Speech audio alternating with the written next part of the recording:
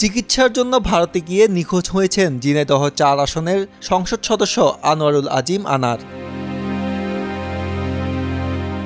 ভারতীয় পুলিশ রবিবার পর্যন্ত এই বিষয়ে কোনো অগ্রগতি জানাতে না পারলেও তাদের সঙ্গে সার্বক্ষণিক যোগাযোগ রাখা হচ্ছে বলে জানিয়েছে ঢাকা মহানগর গোয়েন্দা পুলিশ ডিবি।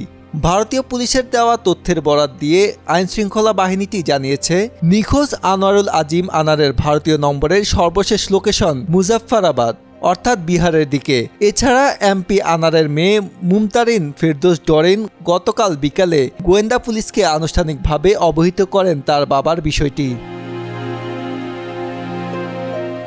ডরিন সাংবাদিকদের বলেন, আমাদের পরিবারের সদস্যরা খুবই উদ্বিগ্ন।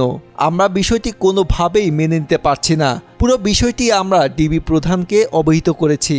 তিনি আমাদের আশ্বস্ত করেছেন, বলেছেন ভারতীয় কর্তৃপক্ষের সঙ্গে তারা সার্বক্ষণিক যোগাযোগ রাখছেন।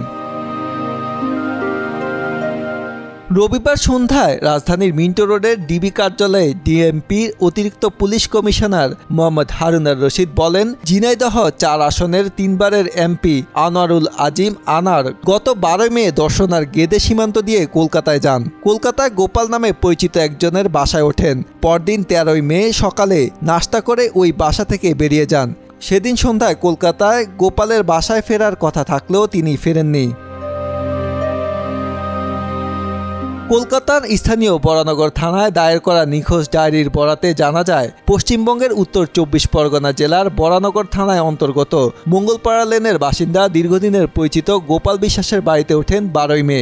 পরদিন ১৩ মে ডাক্তার দেখানোর উদ্দেশ্যে বাড়ি থেকে বের হয়ে যান। সন্ধ্যায় ফিরে আসার কথা থাকলেও তিনি সন্ধ্যায় না ফিরে হোয়াটসঅ্যাপে মেসেজে জানান তিনি দিল্লি চলে যাচ্ছেন এবং সেখানে পৌঁছে ফোন করবেন। ২ দিন পর ১৫ মে হোয়াটসঅ্যাপে মেসেজ করে জানান তিনি দিল্লি পৌঁছে গেছেন। তার সঙ্গে বেশ কিছু ভিআইপি ব্যক্তি রয়েছেন, তাকে ফোন করার দরকার নেই, প্রয়োজনে তিনিই ফোন করে নেবেন। ১৬ মে সকালে দিল্লি থেকে ওই বাংলাদেশি এমপি তার ব্যক্তিগত সহকারীকে ফোন করেন, কিন্তু সে সময় তার সহকারী ফোন ধরতে পারেননি। পরে যখন তিনি পাল্টা ফোন করেন, সে সময় এমপির তরফ থেকে কোনো সাড়া পাওয়া যায়নি।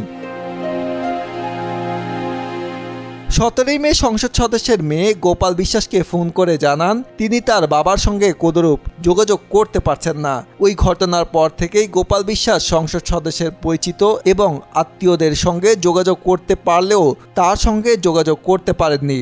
১৮ মে শনিবার বরানগর থানায় নিখোঁজের অভিযোগ দায়ের করেন গোপাল বিশ্বাস।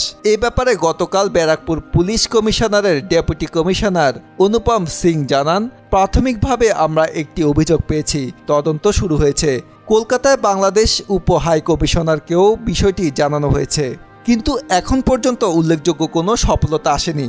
যদিও তদন্তের স্বার্থে এর বেশি কিছু বলতে রাজি হননি তিনি। উপকমিশনের দায়িত্বপ্রাপ্ত একজন কর্মকর্তা জানান, তারাও বিষয়টির দিকে নজর রাখছেন।